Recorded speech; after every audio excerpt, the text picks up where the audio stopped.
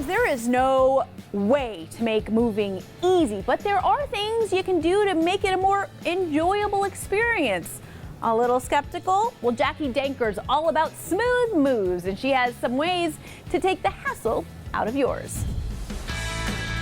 Moving can be chaotic. If you're going to buy a new house, usually you have a close date. If you're renting another place, usually you have to be out by a certain date. I think that's why it gets so stressful, is just there's deadlines. We spoke with marketing manager at Muscular Moving Men in Phoenix, Arizona, Ethan Delahunty, to learn how to keep our move smooth and organized.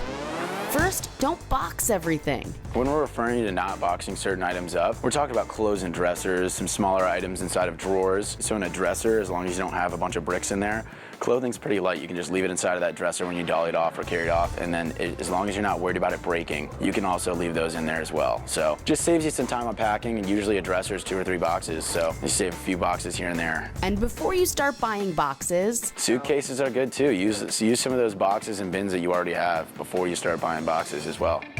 Ethan's next tip, labeling is key. Once you get to your destination and you just start unloading, I mean, you're talking 20, 30, 50. On a 3-bedroom, 4-bedroom home, you're talking 100+ boxes. If you don't label those things, it is going to be a nightmare when you just start opening them and you're like, what room does this go in? What room does this go in? Versus once we actually get the move, during the move, you're gonna be able to unload those in the exact room that they go in. You're gonna save yourself hours.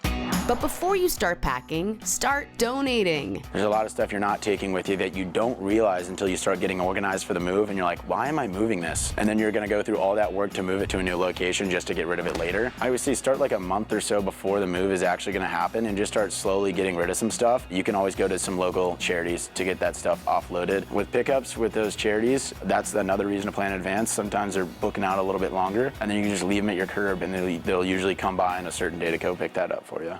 Finally, consult the pros. Whether you're thinking about doing it yourself or hiring a moving company, you should always call the moving company, because they're gonna have a pretty accurate way of estimating how many people you need to help you and then how much truck space you need. Most, if not all, moving companies will give you a free estimate over the phone, just to let you know. We're keeping our moves smooth thanks to these tips.